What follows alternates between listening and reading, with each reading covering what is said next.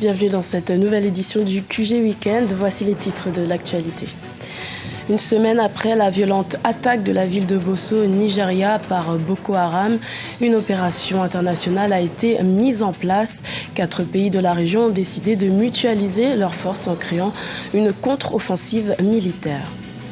Également dans l'actualité, au Gabon, la cimenterie CIMAF Gabon a été inaugurée par le chef de l'État, Ali Bongo Ondimba. Cette nouvelle activité devrait permettre la création de près de 200 emplois dans le pays. Et puis le gouvernement tunisien a lancé sa campagne de promotion du plan de développement 2016-2020 ce jeudi 9 juin.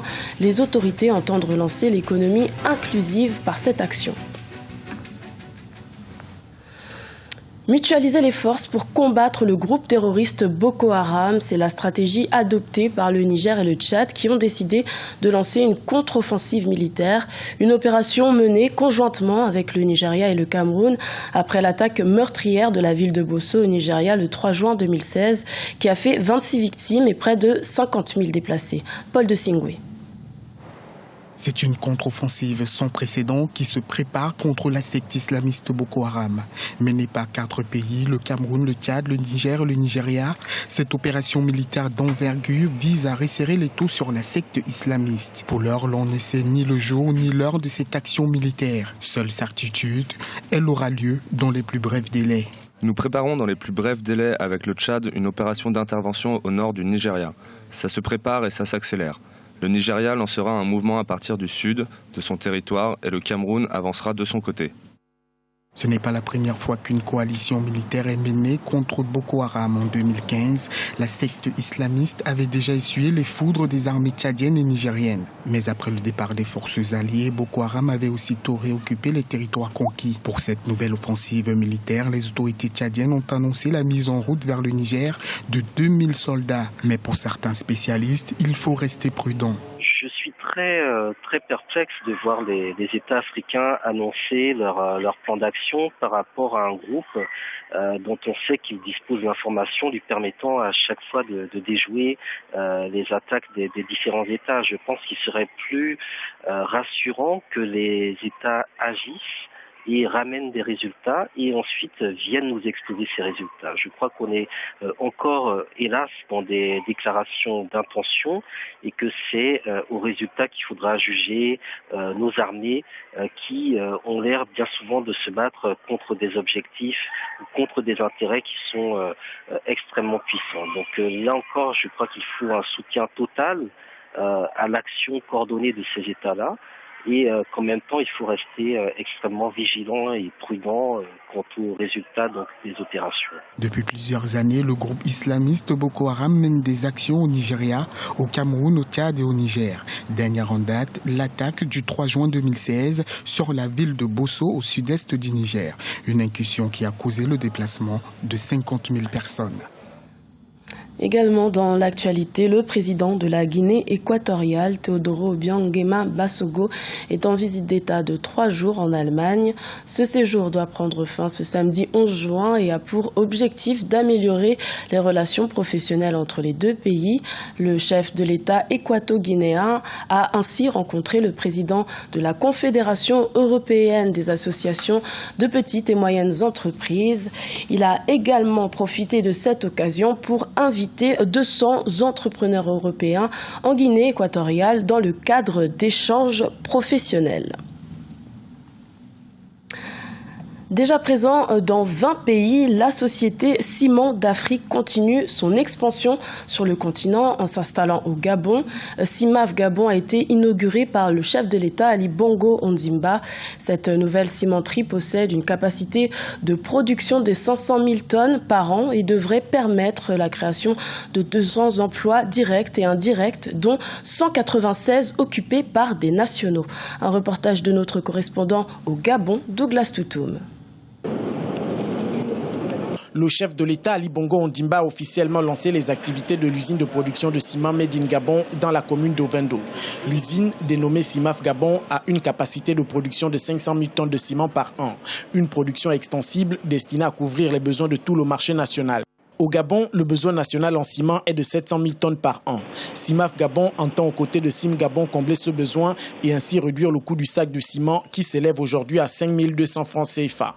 Ce sont les objectifs recherchés aussi bien par le gouvernement que par l'entreprise. Donc nous travaillons ensemble pour que l'offre qui soit faite aux Gabonais soit une offre non seulement de qualité, mais aussi à prix très, très abordable. C'est un objectif que nous allons atteindre, de manière à ce que ça puisse profiter à chacun. Pérenniser l'offre pour le citoyen. Il ne s'agit pas seulement de décréter comme ça que bon, ça doit être moins cher. On peut dire le décréter comme cela, mais il faut que ça soit sur une certaine durabilité. Construite grâce à un investissement de 23 milliards de francs CFA du groupe marocain CIMAF, l'usine d'Ovendo a permis la création de 200 emplois dont 196 sont occupés par des Gabonais. Ces derniers ont également bénéficié d'un ambitieux programme de formation et de transfert de technologie. Je vous le disais en titre, la campagne de promotion du plan de développement 2016-2020 a été lancée ce jeudi 9 juin en Tunisie. Les autorités entendent relancer l'économie inclusive par cette action en garantissant un environnement des affaires favorable. Cette campagne prendra fin en novembre 2016 lors de la tenue de la conférence internationale sur l'investissement nommée Tunisie 2020. Idlet Mirabel Bissou. La Tunisie a procédé ce jeudi au lancement de son plan de développement 2016-2020. La campagne prendra fin au mois de novembre sous l'égide de la Conférence internationale sur l'investissement Tunisie 2020. L'État veut, à travers ce plan de développement, atteindre un rythme de croissance annuel moyen de 4% d'ici à 2020.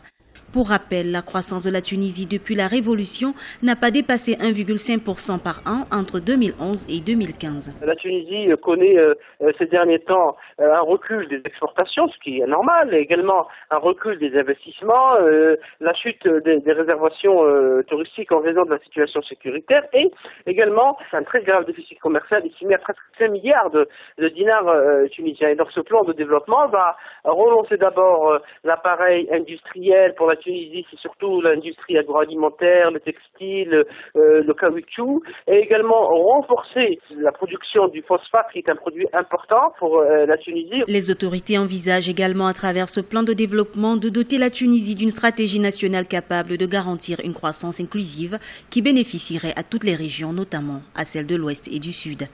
À noter que le plan prévoit la relance de l'investissement public et privé à un rythme soutenu de 9% pour atteindre 24% du PIB en 2020. La coopération entre le secteur public et privé n'est pas en reste. Elle va permettre la réduction de 3 points du taux de chômage et contribuer à la création de 400 000 emplois. Pour que les méthodes de PPP, c'est-à-dire de partenariat public-privé, soient relancées, il faut qu'il y ait des études de secteur et de projets.